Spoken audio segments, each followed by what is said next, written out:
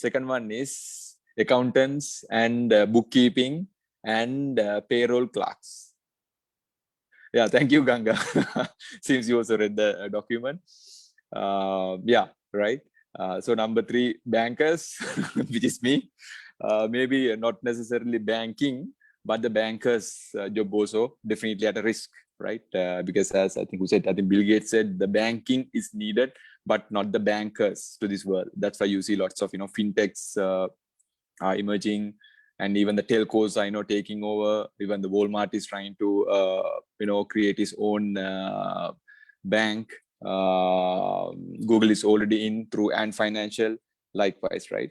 So anyway, the banker's name was not there on that particular list, but for sure, I know based on my insights, our days are also, rather my days are also numbered, unless otherwise I upskill myself, right? So areas of demand of our skills, right? So it's behavior. So it comes into 2 behaviors and competencies needed to be successful in a future business ecosystem, and changing the expectation about what it means to be an accountant, right? So I will explain. So generally there are 3 types of accountants, right? So be it without framing it, let me put it as a financial professional, right? So there are 3 types, right? So one is accountants who are doing the same thing. What does that mean? So as I said earlier, typically, they source data, get financial and maybe a little bit of non-financial data, and reconcile and produce reports, right? So that is a group number 1, the accountants who are doing the same thing, right? And group number 2 is the accountants doing the same thing differently. Okay, let me repeat. Accountants doing the same thing but differently, right? Meaning, so they also they also perform the same thing what group number 1 also perform, but in a slightly different manner. They use automation and also other capabilities to make business decisions, right? So that's group number 2. And group number 3 is the accountants doing different things, right? And that's where we should move to, and that's where the future is moving towards, whether we like it or not, right? So that means these accountants are more futuristic and digitally savvy, right? Same as most of you all are. And they have strong behavioral competencies, be it emotional intelligence, critical thinking, problem solving skills, rather than managing the P&L, balancing the ledger book for the P&L. They carry strong behavioral competencies, and that's where we should be driving ourselves towards to, right? I firmly believe that Sri Lankans, we have this capability, especially the Gen Zs, which is, I believe, based on your images, most of your belongs to Gen Z. If someone who's there to Gen X, Y, or baby boomers, please pardon me. But we are capable of getting these things done. So out of that, let me pick 2 buzzwords. So one is actually, I said 2 keywords. One is digital savvy. Other one is the behavioral competencies, right? So my question is, why digital acumen and behavioral competencies? Why these 2 components are critical for an accountant or a finance professional, financial professional? What are your views? You can speak, or you can type anything that you like.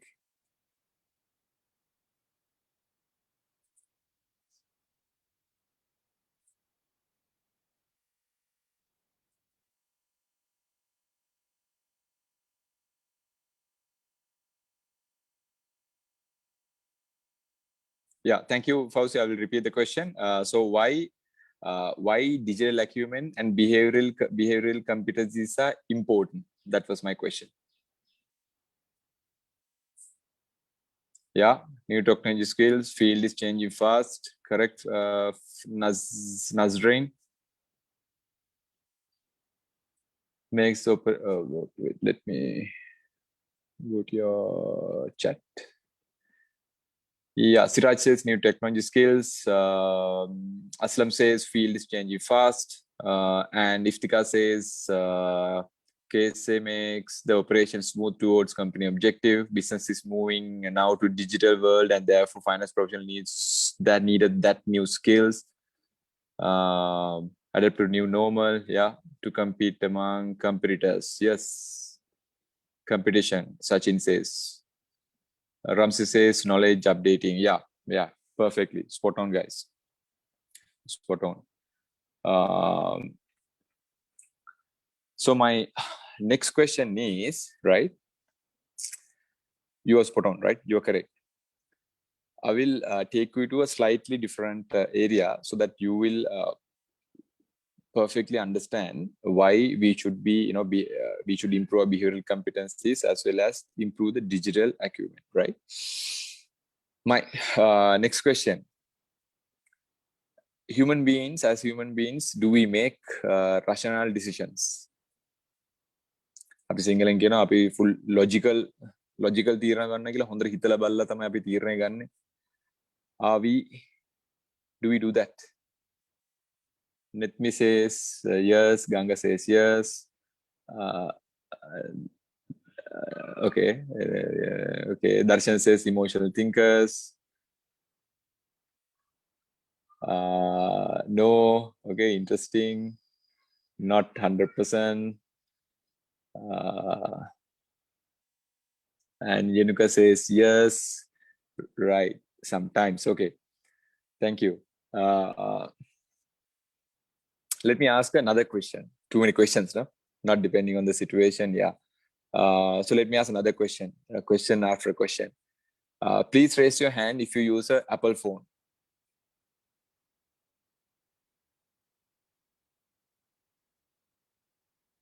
Do we have yeah, we have option to raise hand. Yeah. Please raise your hand if you're using an Apple phone. Yeah, I think Johan is using 166953 using. Angelo is using. Yeah, okay, thanks. Great brand, right? And please raise your hand if you use if you're using a brand other than Apple and Samsung. Oh, Samsung basically carries the, it used to be a relatively lower price tag, but now that's on par with Apple. Yeah, Dil Sara, Xiaomi, Kushan using other brand. Yeah, right. So so what's the purpose of having a mobile, right? So what's the purpose of having the mobile? It's number one, communication, right?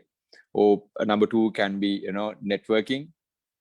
Yeah, thank you, Sandeep. Communication. So it can be networking through social media, or bring efficiency through the apps that has been inbuilt, and maybe now with the new digital developments, enable payments, right? So the functionality of a mobile remains same, right? And if that's the case, why is someone going to pay probably $1,000 for this brand versus this is a brand which called the Oppo. I don't know whether you haven't heard this brand.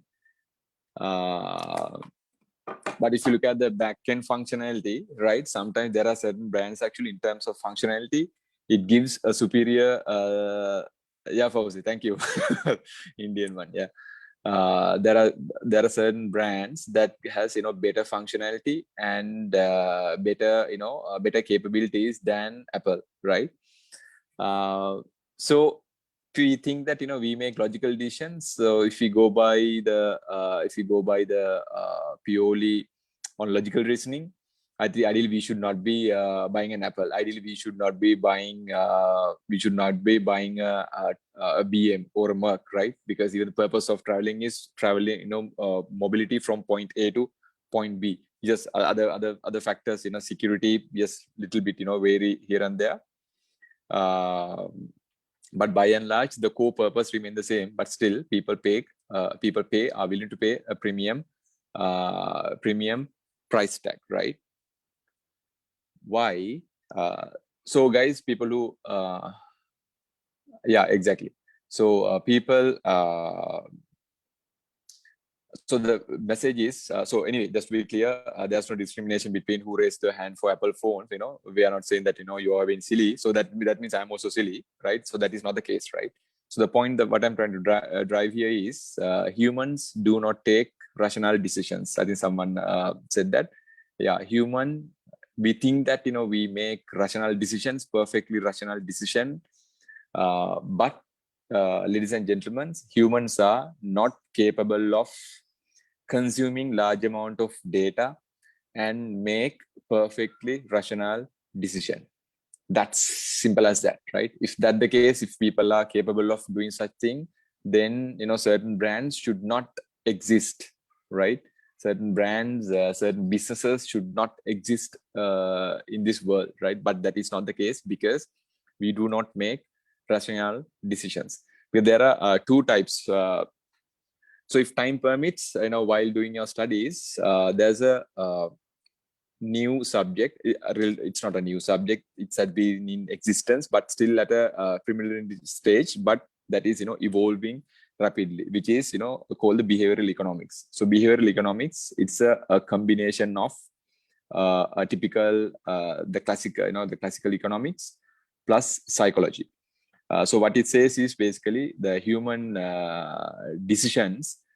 As I said, people do not take rational decisions, but because that's influenced by not purely based on the demand or supply, or not purely because of the price.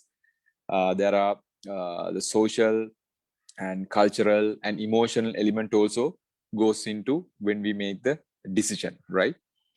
So there are two types of humans. One is which you call and there are two opinion leaders in this space. One is Richard Thaler, and the other one is Daniel Kahneman, right? So if time permits, just read through. It's very, very interesting subject. Especially you will find it very interesting because I'm taking this point because we always have this debate with finance professionals and accountants. So I'll get to that part, right? So there are two types of humans. One is econs, other one is humans, right? Econs are as a percentage, very, very, very, very rare, right? And I'm sure, most of the, accountants or the finance professionals may belongs to econ segment because they take decisions.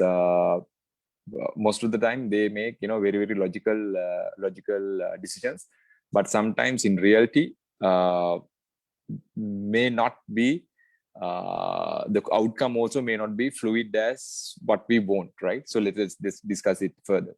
And other one is the humans, traditional, the classical people like people like me, where we do not make perfect logical decisions, but driven by certain emotions and our culture and our values and our backgrounds, right? So that's another term I would like you to learn. So which is something called the hyperbolic discounting. I repeat, hyperbolic discounting, right? So what does that mean? So I'll ask another question. If I give you 1,000 rupees right now, I'll give you two options, right? I'll give you 1,000 rupees right now, cash, or I'll give you 1,100 rupees after 1 month's time. Which one you would take?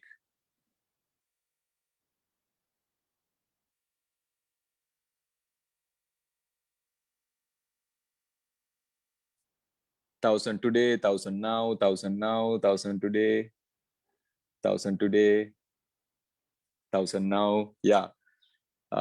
Thank you. So I'm surprised. That's the answer. Yes, 1,000 now when invest for a month. Yeah, interesting. Based on time value of money. Yeah, that's great, right? So human behaves again. There are no right or wrong answers. So human behavior as such, yes, we tend to take 1,000 rupees now rather than taking 1,100 rupees after 1 month's time, right? So yes, yeah, we can get into a little bit of a technical discussion if the time permits, but unfortunately, we may not. So my other side of the flip side of the coin is even if you, as I remember someone said inflation. So even if you factor inflation, how much is inflation? It's about 3%, right? And even if you factor the interest rate, time value of money, probably 5%, right? But if you calculate backwards, if we get 1,100 rupees after 1 month's time as a percentage, I'm sure that is more than 10%, right? If you keep it for 1 year, ideally you should be getting 100 rupees, but whereas you're getting the 1,000 rupee, getting additional 100 rupees, 11 months ahead of the curve, right? So the message is, so you got my point, right?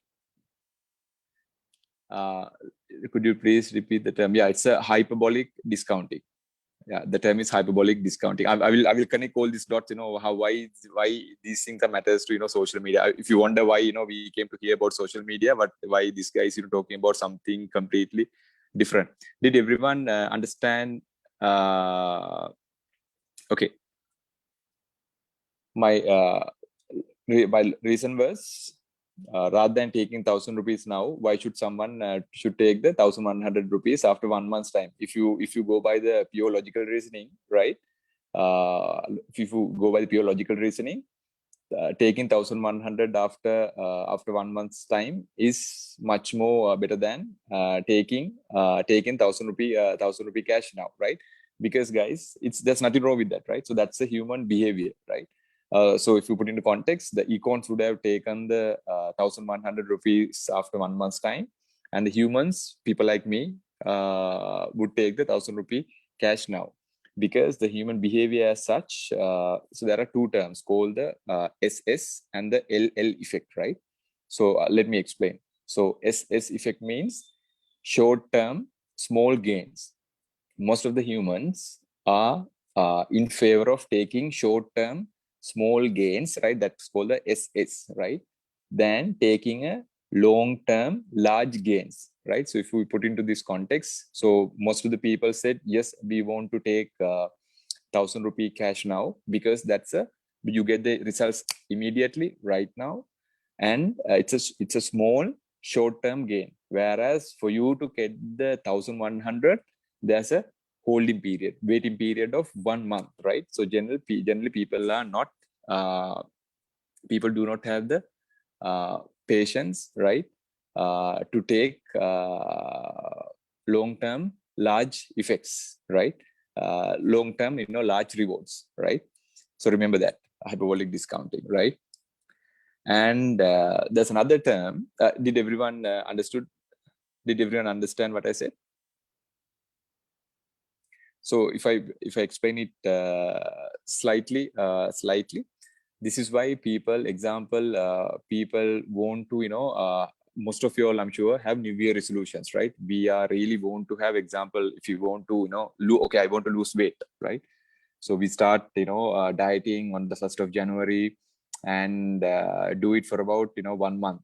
But so let's say you're on a diet, but when you go home in the night, you see your amma has, cooked a nice, let's say, homemade kottu.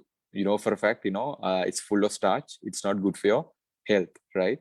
And you also know very well that you're on a strict diet in order to reduce your weight by X percentage.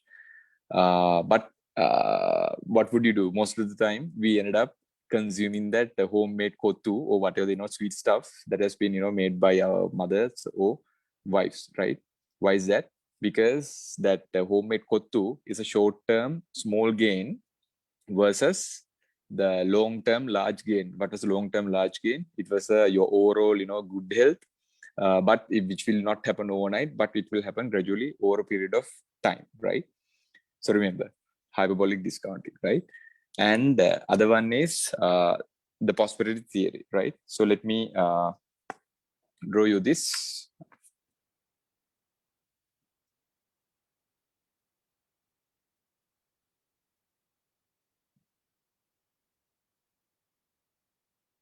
So actually, I'm drawing this for you, right?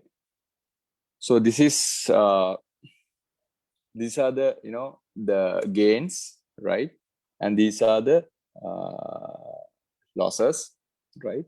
And these are the values, right? So this side is a values, right? Value side, right? So generally, the human beings, example, if I take, let's say money, right? If you increase someone's salary by the same percentage, right? Same percentage, or let's say here, same percentage,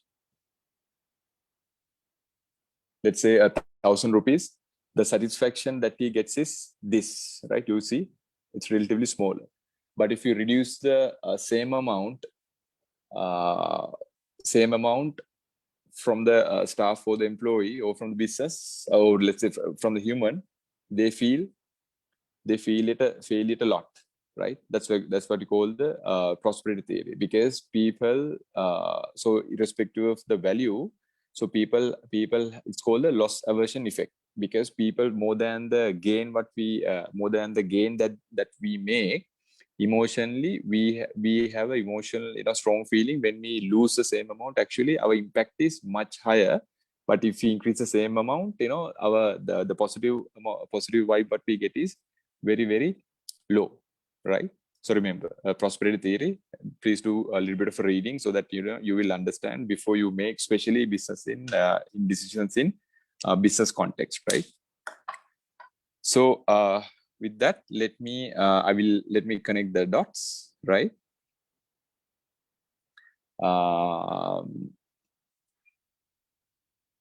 So message is,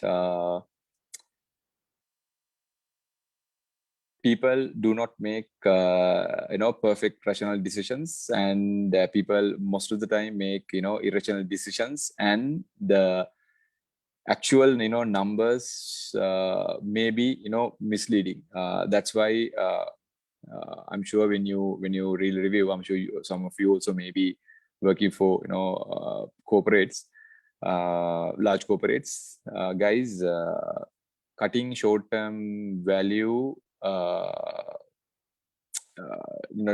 destroying long-term value for a short-term gains may not be the best thing to do, right? So that may have certain repercussions in long run, right?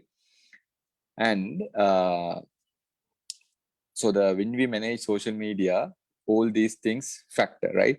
So you might wonder, so let's get into digital space. You might wonder why the hell this person is posting this, why the hell this person is making such a statement, based on what, right? So let's get to the part a little bit later. So let me get into the core session of this. So in your view, I'm sure some of you or most of you may be already on digital or social media, right? So why accountants should get into social media or digital platform?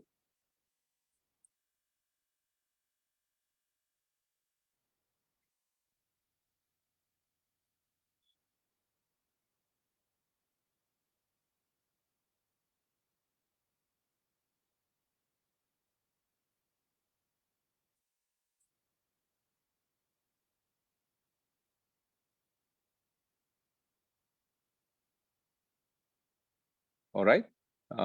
So there are multiple reasons, right?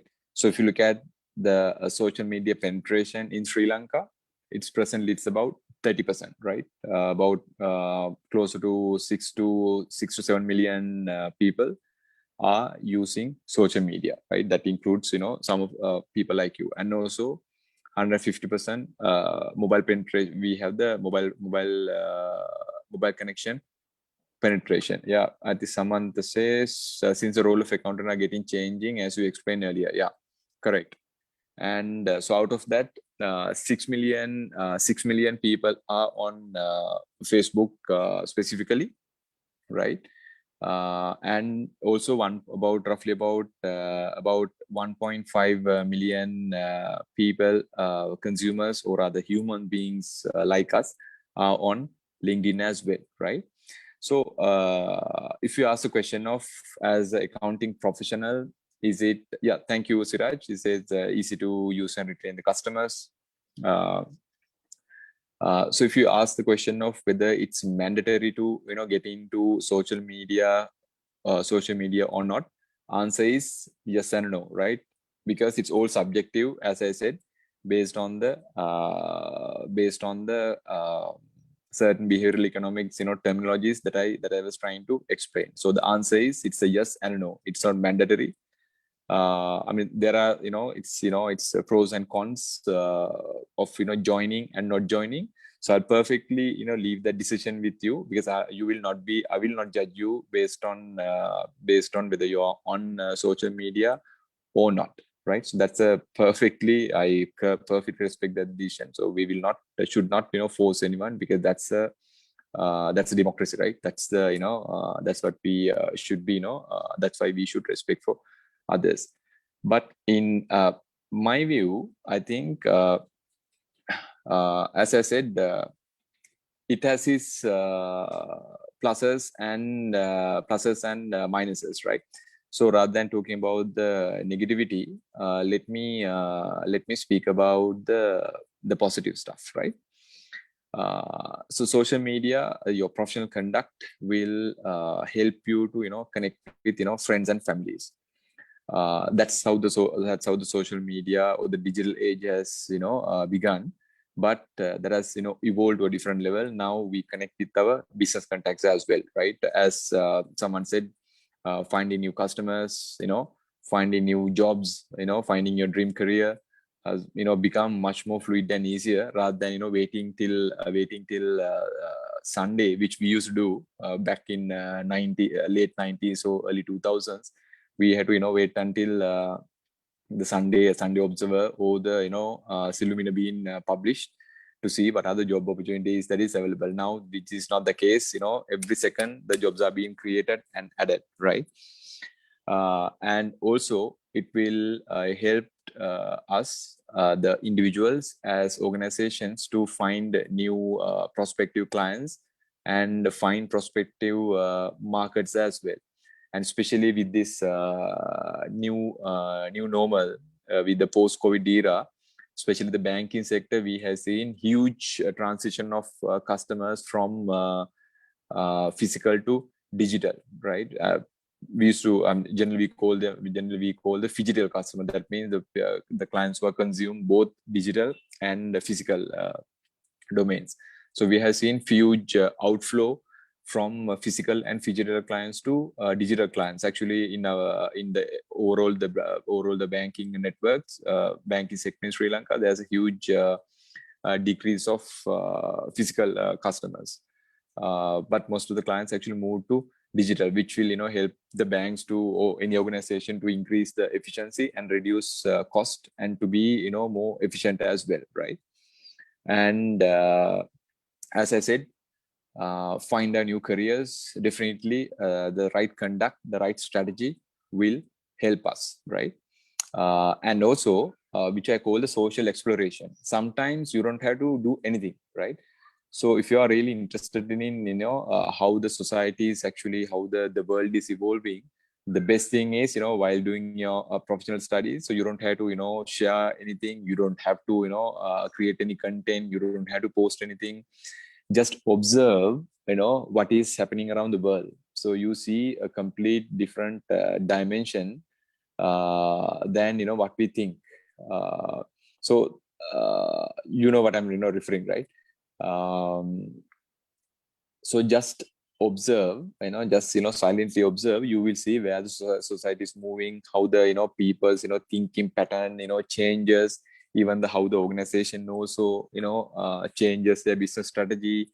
So actually it's a good platform to even to do let's say it can be a SWOT analysis, or it can be a pestle analysis, be it be it whatever the computer analysis that you want to call it.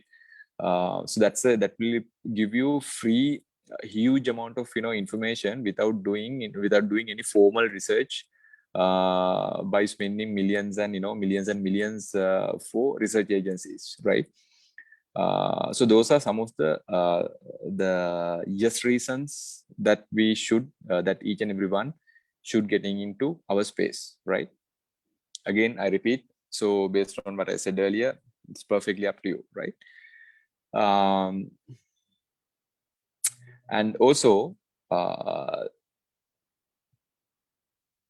hold on, we have a question. 1 second. Combine of fields of will effective for profession like accounting, law, accounting, IT. Yeah, interesting one. Aslam, can I answer your question perhaps end of the session? Is that okay with you? Yeah. All right. Thanks for the question. So guys, before you getting into social media, or even you are already enjoying the social media, the first thing what you should remember is there's a fine thin line between the freedom of expression and your professional conduct. I repeat, there's a fine thin line between the freedom of expression and the professional conduct, because unlike those days, I'm sure most of you all know that every organization now they have embedded the a social media usage of social media policy as well. When we started our careers, those things were never existed.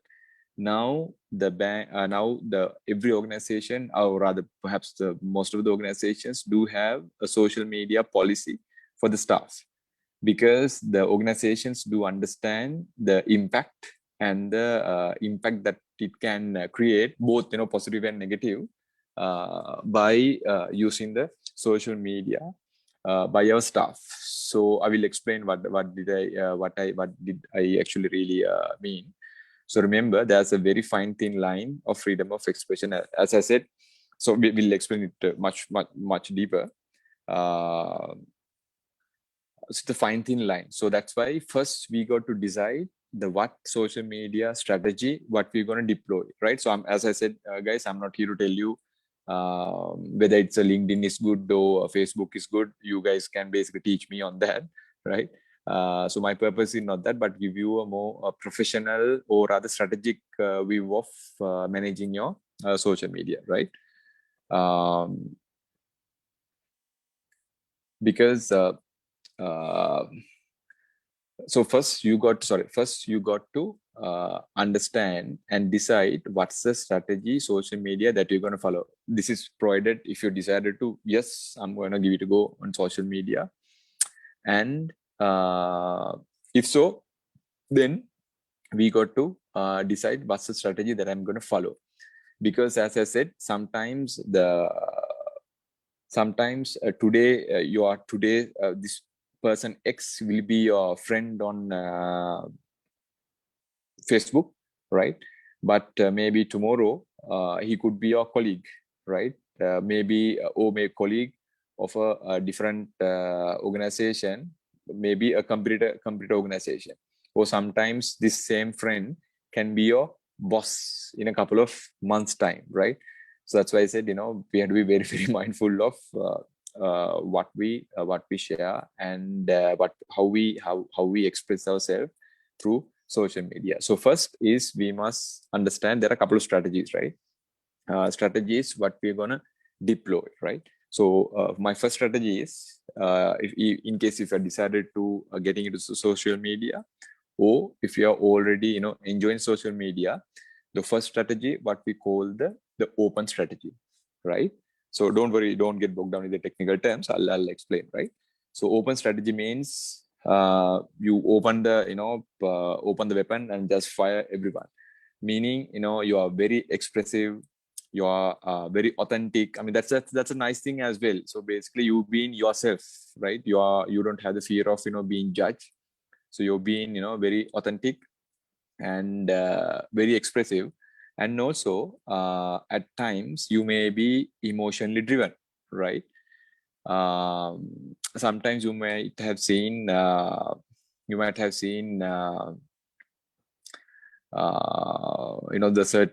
political views, or the so you would have seen the certain political comments that certain people make, and social memes that they share. So the latest one is suitcase, So that's the power of social media. Within about hours time, on WhatsApp it started circulating the suitcase memes, right? අපි උදාන්න suitcase එක මදි. Right? අපි උදාන්න container එක තමයි ඕන වෙන්නේ, right? So it brings a different dimension, and how the thinking of the society actually make, and what sort of impact that kind of things will make on the human beings of us, right? Otherwise, earlier, this, I'm sure, and definitely this is not the first incident like this. I mean, there had been many instances, but with the influence of social media, things get actually amplified. And also, sometimes you might seen people posting, "I'm having a bad day," or quoting certain quotes about the people are not leaving the organization, they leave bosses, etc. Right? So at times you can be very, very expressive, right? And so if you ask the question of, do I really should tell the entire world how I feel, and what should I actually go through? Let me ask a simple question. Let me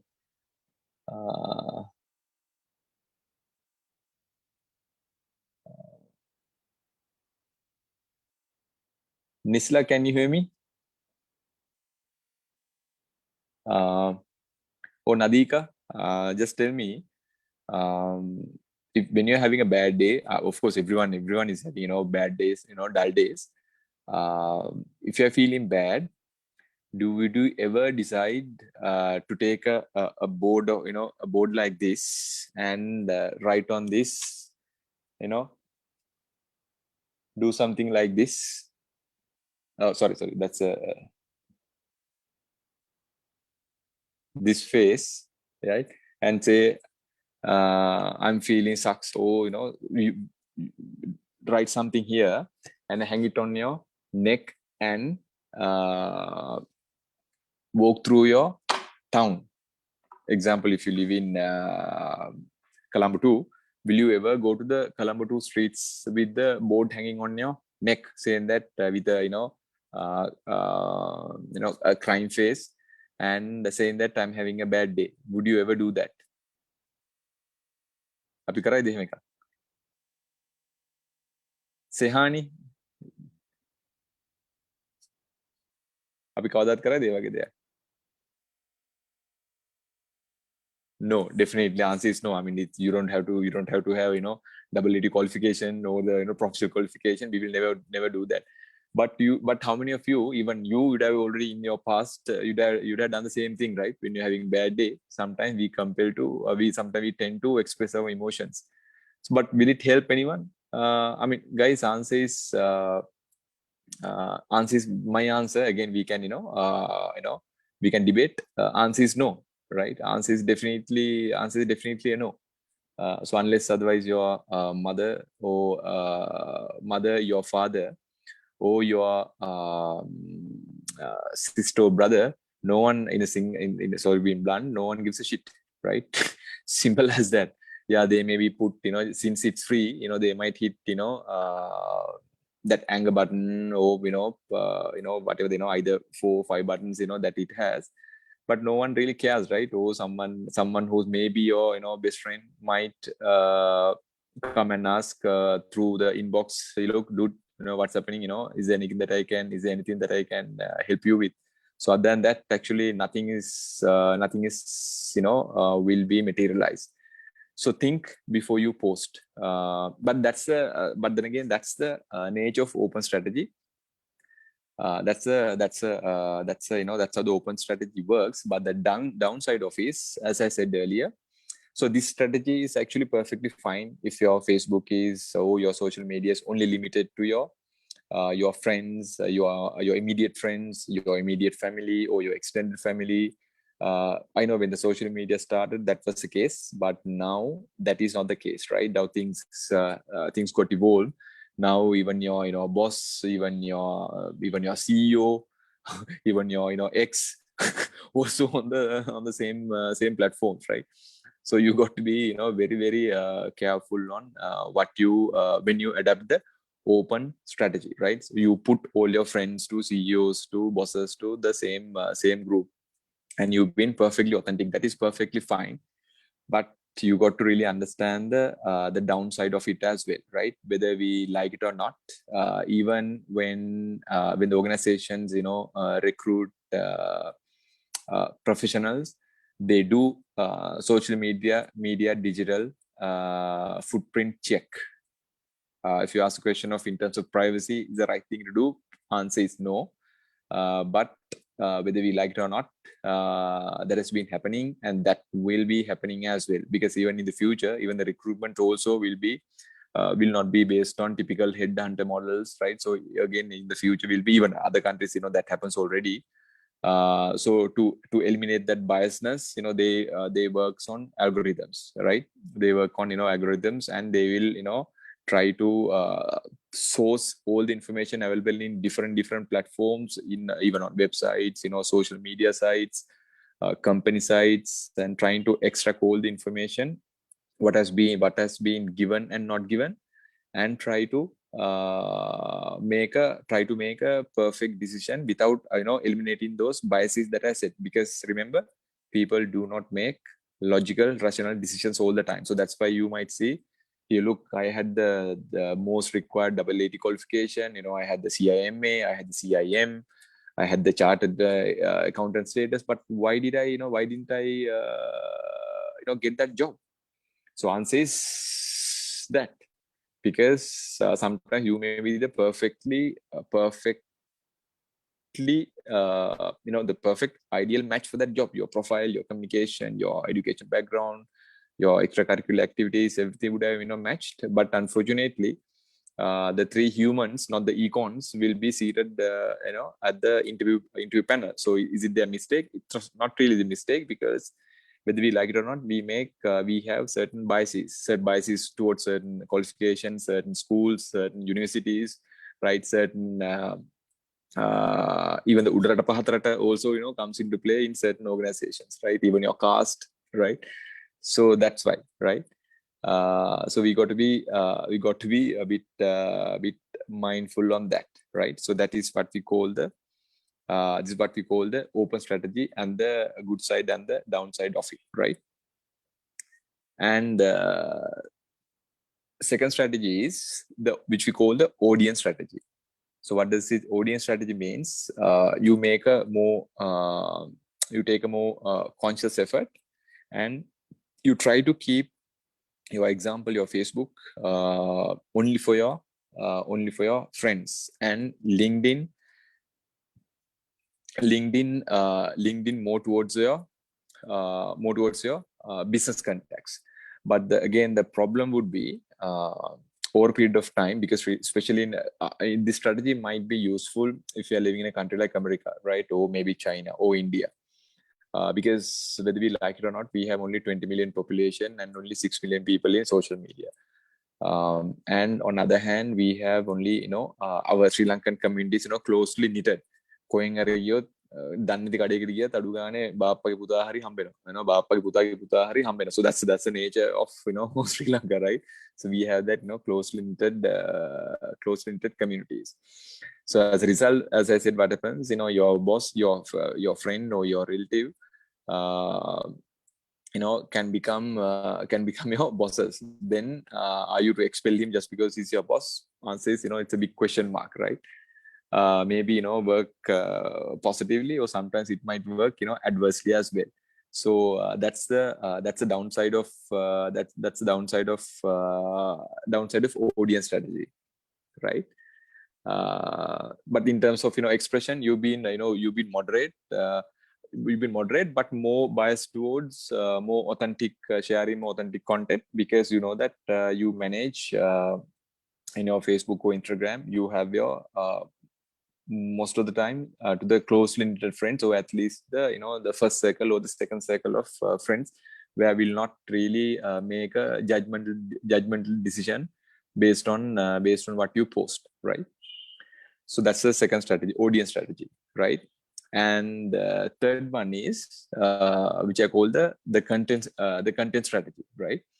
So content strategy, how it works is where that's where you accept both friends and business contacts to your social media profile, but you craft what you post, very, very carefully, because this is what is happening most of the time right now. Because I think the research says that at least 40 to 50% of the request which come from your business contacts to your personal social media networks, you tend to accept it, because as I said, it's a very sensitive thing. If I decline this, whether this my best client will get angry, right? Or will he not be in good terms with me if I don't accept him? So as a result, him or her. So as a result, sometimes we make different decisions, but as I said, it might work work both ways, because that's an invasion of your privacy as well. Because I think business, if you don't have the personal relationship, you should not be accommodating. But since the nature of the Sri Lankan community or the Sri Lankan culture, it could interpret it or differently, right? So that's how generally it happens. And also the downside of the content strategies, guys, sometimes it look very unauthentic, because you tend to share what is more curated, more refined, and you will do 5 or 6 times checking on what you're going to share, whether it's really relevant, whether it's really relevant or not, right? So that's a bit of a downside of it. When looks of it, your friends and family find it like you may want to say may post and like it's not relevant to. Basically, you will share less social, less personal stuff, but more biased towards the professional or sort of rich content, more curated content, rather than being real authentic sort of content, right? So that's the downside of the content strategy. And also the other strategy what you can adapt is, so that's why I said there are no right or wrong strategy. So you can basically decide what is choose based on your values and based on what you believe and based on what you want to achieve, right? So other one and the final one is the custom strategy, right? So custom strategy is where example, you manage example, if I take Facebook, you manage 2 Facebook accounts. One is one Facebook account, you enable the settings correctly so that no one can't even find it, even they let's say if Dipun is having 2 accounts. So when you set the privacy type correctly, when you type Dipun, so you will what they see is the professional Facebook profile of Dipun, not his personal profile. So that can be so when you change the settings, it's not visible to the local. It's not visible to the ordinary people. Like Asida Bindu can't see Dipun's personal Facebook account. There you can go wild. You can throw. You're having drinks and parties. Any trip that you go, with clothes or without clothes, it's purely up to you, because that's a more secured environment. You can be very expressive and freely share your thoughts, right? Making bad jokes, you can do anything. But your other Facebook, you manage it, you push more curated content to keep your the bosses and your superiors too and other people happy, right? So that's the another way of managing it. If not, also you can do you can have one Facebook page for your personal matters, and manage the privacy settings, and have a separate separate Facebook page, sort of business sort of page for you. You can manage it managing that as well, right? So that's all optional. So that's the one strategy what you can follow. So that's called that's what we call the custom strategy, right? So to summarize, so we discuss four core strategies. So first one is the open strategy, and other one is the Okay, I can see some people raising their hands. Do you have a question, or you just have been raising your hand for the initial question that I asked? Okay. Audience strategy, and the third one is the content strategy, and the final one is the custom strategy, right? So so those are, again, there are no right or wrong way of managing a social media, but these are the four kind of a strategic ways of managing it, and this is your social media strategy, right? And a couple of things, whether it's professional social media or in a business context like LinkedIn or that space, right? So there are I think for the interest of time, I will take five do's and don'ts. Again, this is my personal belief. Yeah, let's agree to disagree, right? So I'm happy to debate and discuss, because again, different value system. Could you kindly please repeat those? Okay, what I'll do is I'll yeah, okay, sure. So Phil, you want the more content or the only the topics? So first one is the open strategy, right? Open strategy means you go gung ho and share anything and everything that you like to do, right? But that has its downsides as well. Second one is the audience strategy. You keep both your friends and business contacts on Facebook. Sorry, audiences. You keep your friends on Facebook and Instagram, and business contacts on LinkedIn. But your the way that you express is relatively free, right? Because on your Facebook and Instagram you have only your friends, but the downside is your friends can become your bosses, right? So once your friend become a boss, can you expel him from the group? That's a question, right? Other one is the content strategy. You accept both friends and bosses, your lecturers to your pages, but what you publish is more curated, and you will not publish any garbage, right? Because you know that you've been observed and you've been watched, right? But the downside is it might seem a little bit unauthentic and more structured than very static. I think, yeah, there's a recording, Ishani. I saw someone started recording. I think we better check this, Sajid. Third one is the content, not the context. It's the content strategy. That's where I said manage both accept both friends and bosses or lecturers, since the double AT. But you manage the content very in a curated manner, but it might look and feel very unauthentic and very static, because that it's a refined, not really truly who you are. And fourth one is a custom strategy, right? Fourth one is custom strategy, where you operate two accounts. Let's say example Facebook, you manage one with privacy settings. You dedicate it to your first layer of friends and your family. You throw all your parties and everything, so no one gives really no one really bothers about, because everyone knows that that's their social circle. And other account is for in general your colleagues and your colleagues and your bosses and your lecturers, with more curated content. So that's the custom strategy. So those are the four strategies, right? Can I move on to the do's and the don'ts, right? So let's debate and argue.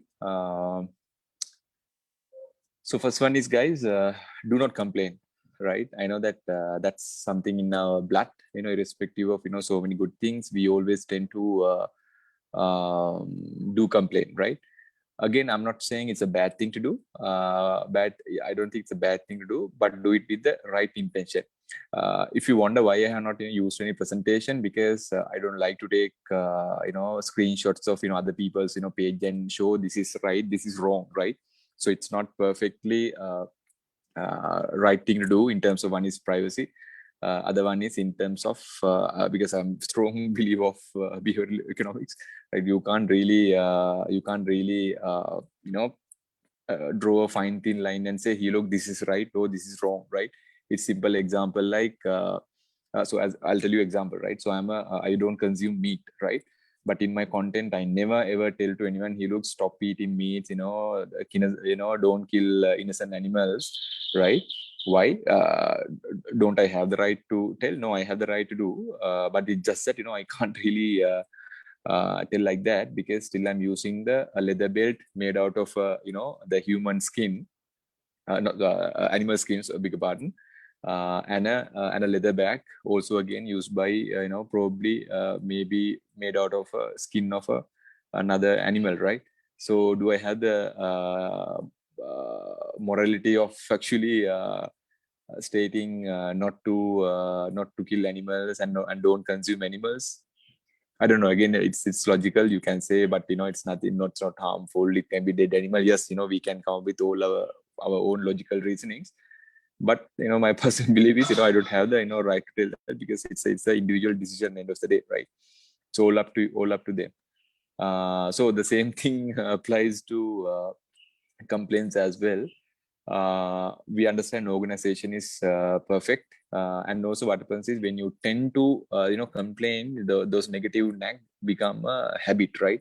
When you keep on complaining, I have seen some people every time, I mean every day, what they do is they pick some sort of a brand, and they just keep on complaining. Some are valid, but when you look at certain excuses, I feel that he look, this guy should not be minimizing on social media easily. He should have now the world is open, just call in the general line, take the mobile number of the head of the department, fire a call, and then get it done rather than taking it to social media. I'll give you one example. There's a whole episode of one of the marketing gurus took a brand to the town. So I'm not here to claim who's right or who's wrong, but then again it got backfired on him. So people are asking, okay, you claim that you are a doctor. Please tell me what are the papers that you submitted. We don't see any of the papers, any of the research papers that you submitted, right? So people have gone to that extent, right? So don't think that you're only alone and you are trying to be the hero, because people now actually tend to look at assess both sides of the coin as well. And also some people went to the extent of, because apparently that marketing person was a ex-employee of that organization as well, right? So then people ask a question of, you look, what's the moral obligation, or what sort of values that you have to blame your own organization, which you serve for so many years, because you also have been part of this business journey, and basically what you enjoy is what you have been built during your tenure, right? So simply, if you're blaming the organization, that means you have not done the right thing. So there's a whole episode going on Twitter, social media. So end of the day, the complaint actually backfired on him, right? So that's why. But then again, my view is no harm actually pointing out the if something is doing harmful thing. Maybe you'd have seen some gurus selling potatoes for about 500 rupees. I mean, exposing that kind of thing, and that's a fair thing. I don't know, in my view. I'm sure you'd have had it own reasons as well. So that's why. So social media is in a very very fine thin line, right? So selling potatoes for 500 rupees. So I mean, flagging those things is nice, right? But then again, don't take it a habit, right? So some people do it as a habit, and when you see it, people see you as a very very negative person. So they also think twice before they engage with you, if you are complaining or nagging person for anything and everything, right? So let's be mindful. So other one is point number 2 is writing thesis, right? I always see people actually, I don't call it comments, right? So comment is a comment, right? But what I call them as thesis, right? Sometimes I have sometimes actually I pick the phone and told some of these friends. So when I asked Madan, so they have done, most of them they have done the MBA. So when I call them and ask Madan, what are you doing right now? Is it in terms of education? I'm done with my MBA, so I'm good. Living in a chill life. I said, Mahesh, that is, why don't you take up doing a PhD? Then he was like, why? Why is that? Right? Then I told that person, he look, Matang, I read the content which you have written. I think in a way that's more it's factual as well. So why don't you? And it's not a comment, it's a thesis. It's up to, I'm sure, about I don't know the character limitations. I'm sure it is minimum of thousand words, right? So if someone can type 1,000 words on as a comment, so that person definitely got the capability of doing a PhD, right? So again, so these sort of comments, I'm sure that person would have had own reasons to defend his opinion, his viewpoint, maybe to safeguard his reputation. But to again, the end of the day, to prove what, do anyone is going to give you a job, or anyone is going to give you a business by looking at the richness or the length of your post? No one, right? No one even read no one even read those things. Actually, most of the people read one or two lines, and they come to their own pre-conclusion and type what they want. So it just the thread goes on. And when your superiors or lecturers sees this, their conclusion is, look, this guy says, look, I'm sorry, I don't have time to do this project, but this guy is having ample time to write thesis on social media, right? So why get into unwanted troubles? Again, there are no limitations on what you want to type, how you want to type, but this is my personal view, right? And so third one is actually reshare, right? Reshare or repost, whatever you call it, right? So remember, guys, social media, there are billions of content being pushed, right? So if you are just sharing the same thing what has been shared by, it can be the academic, or it can be a celebrity, it can be a sports star. I mean, it will not really add value to your inner circle, right? So what you got to be doing is do a little bit of reading, and maybe summarize it and put your own thoughts towards it, and then publish. Then people will see you uh, as a thought leader. If not, I have seen some of my contacts, they keep on sharing the HBR articles, like sometimes 5 or 6 articles per day, right? 10, 15 articles per week, different from different academic platforms. So I just one day, when I met that person, I asked, Mother, do you actually read this? Do you read this? Or I just simply asked, since I want to test it, Mother, I like the content that you shared on particular subject. What are your views on it? Then he was like, sorry, which one? So you get the point, right? So don't just recycle things, because there are so many recyclers in social media, right? Rather than creating their own opinion, or without being a real thought leader, they pretend and just recycle information and disseminate, which is not gonna add value, and you will have very very few follower base, right? So do not just reshare or repost, add value to it, so that people will benefit on what they see, right? um, and my next point is, if you are not paying for a product, you are the product. Right?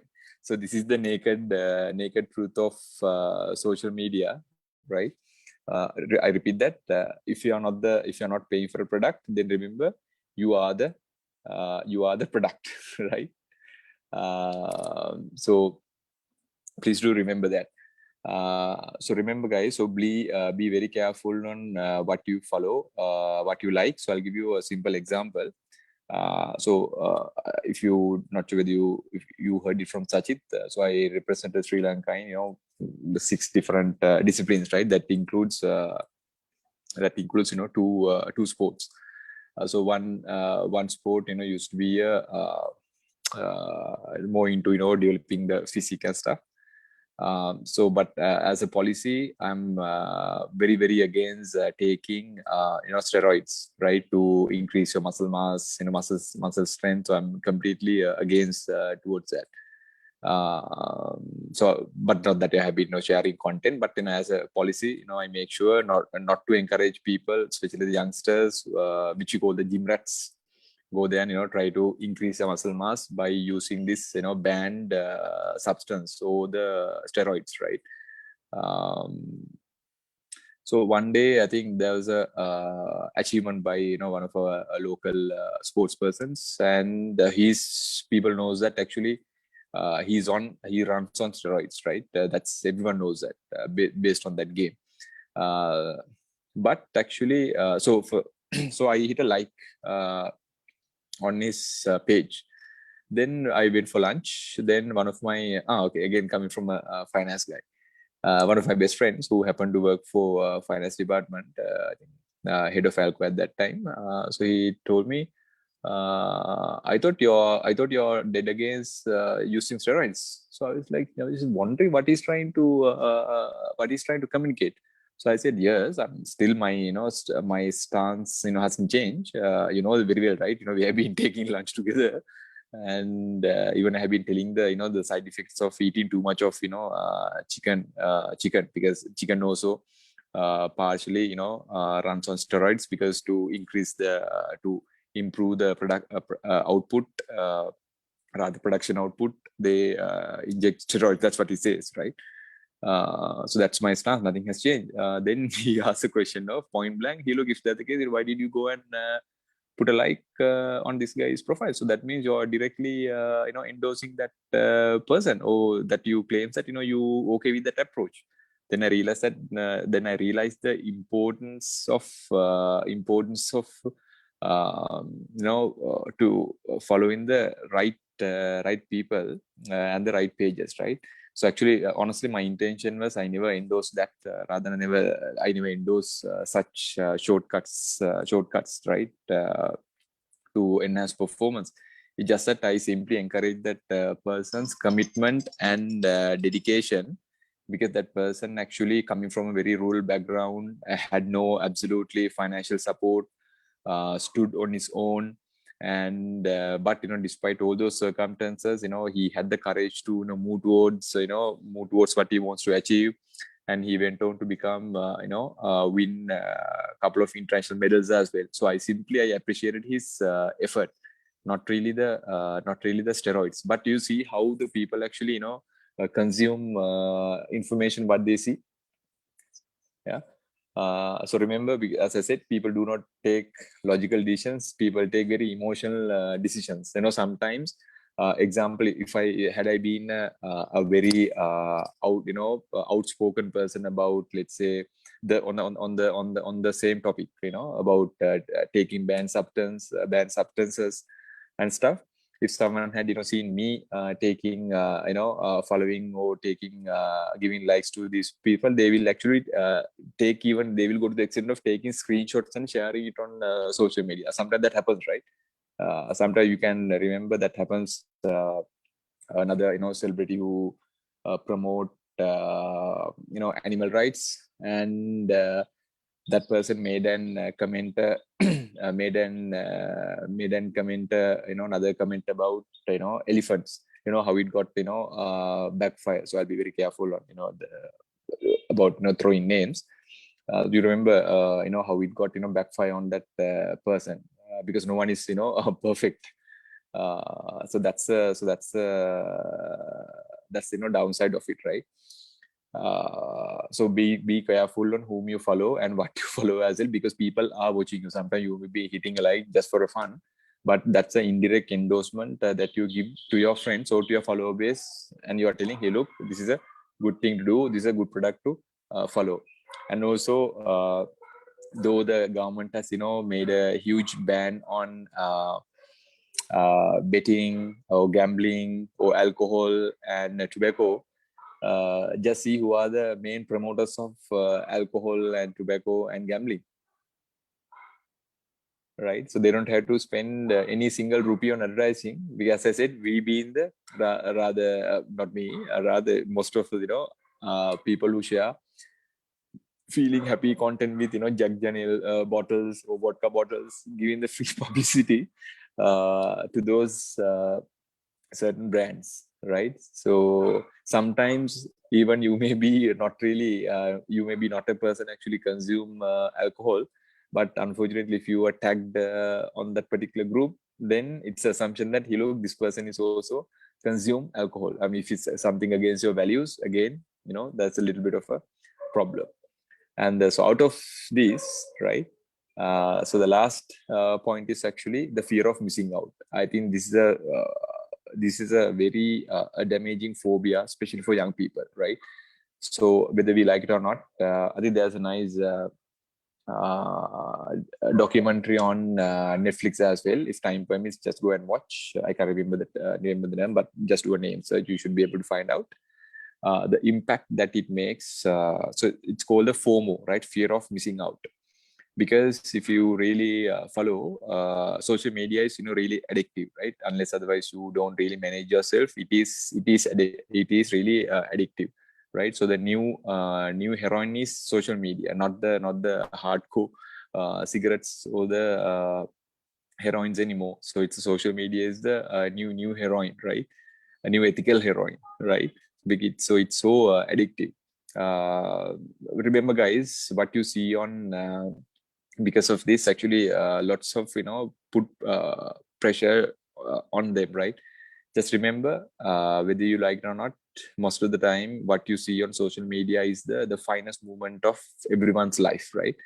But that doesn't mean that everyone is having a perfect life, including myself, right? So people do not want to share their the negative moments on most of the time. They don't want to share their negative moments on social media. They always want to join their achievements, their promotions, their happy moments, weddings, children's birthdays, graduations, and buying a new vehicle, right? Buying a new house, being married, being engaged, getting a professional qualifications, right? So when you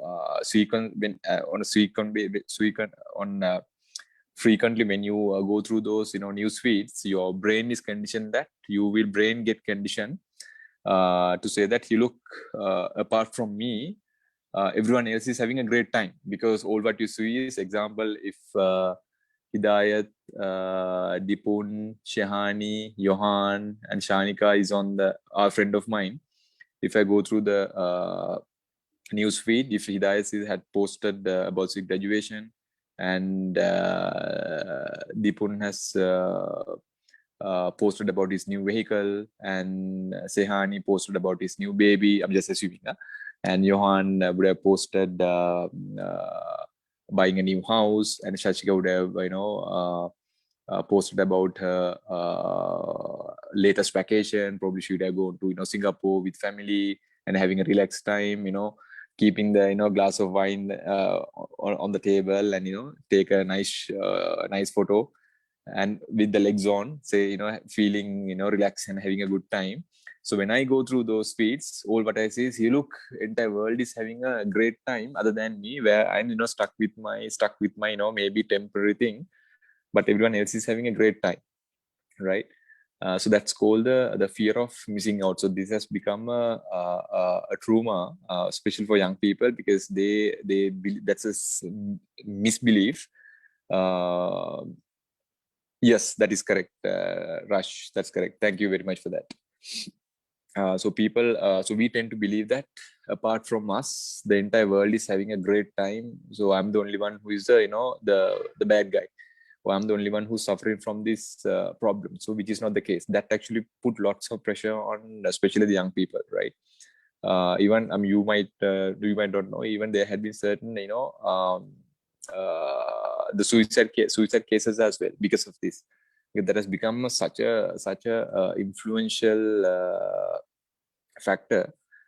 That's something we got to be really mindful. So don't get carried away, because remember, everyone use filters to make the pictures nice and juicy, and everyone post only their finest moment, right? So that doesn't mean that they don't have their bad time. Everyone is having bad patches in their life. I mean, at different times of their lives. So we got to be very mindful on not to get our brain conditioned to those things. That's condition called a FOMO, fear of missing out, right? So yeah, so with that, guys, I think my time is up. Yeah, so I exactly completed 1.5 hours. So with that, I would like to conclude my session. I'm happy to open the forum for about a couple of minutes to discuss if you have any questions.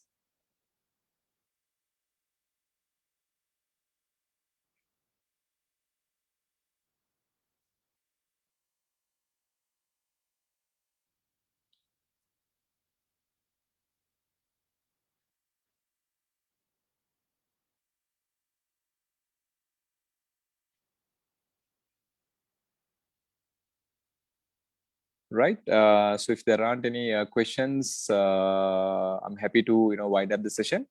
So again, I would like to thank Sachit and the AAT for inviting me to have this session. So I didn't want to become a master of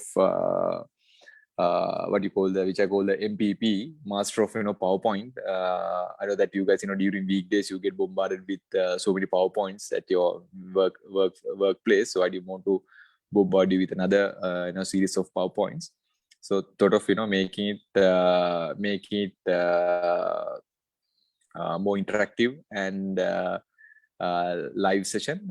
Personally, I would like to have a one-to-one session. I would like to get closer to you, and have a high five, and have a that sort of a engagement. But unfortunately, the environment is not really conducive. So we got to satisfy with what we have.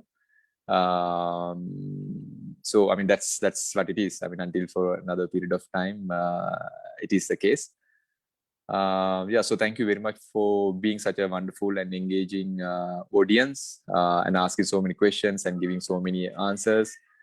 Yes, I mean, I will be doing various sessions. Actually, I do these sessions not for a fee. Actually, I do it free of charge. Most of the sessions that I do at least 99.9% of the session that I do free of charge. That's for the to support the youth of this country, because I firmly believe youth is our future. And this is not merely a statement, right? I don't have any idea of getting into politics, right? So I firmly believe in our youth and their capability. So I believe that it's our responsibility, rather my responsibility, to share, whatever thing that I think that I've achieved in my life, which needs to be, shared with the young people. So that's why I spare my, personal time and do lots of, sessions like professional organizations. I closely work with, universities, schools, and different youth clubs to share my knowledge. So I believe that's the best thing that I can do, rather than giving a fish to a person. Teaching a person how to catch a fish, so that they will be more empowered to make this country a better place, right? So with that, thank you very much again. So until we catch up, I shall see you. So please follow me on social media. I'm on LinkedIn, Instagram, and Facebook as well. So let's connect. Let me know if you need any support, any advice, because your profession is very, very valid and important profession to the country and to the business. So keep on doing the good work, and remember the things that I mentioned as well, right? So with that, thank you very much, and see you soon, and have a great weekend. Thank you very much, and stay safe.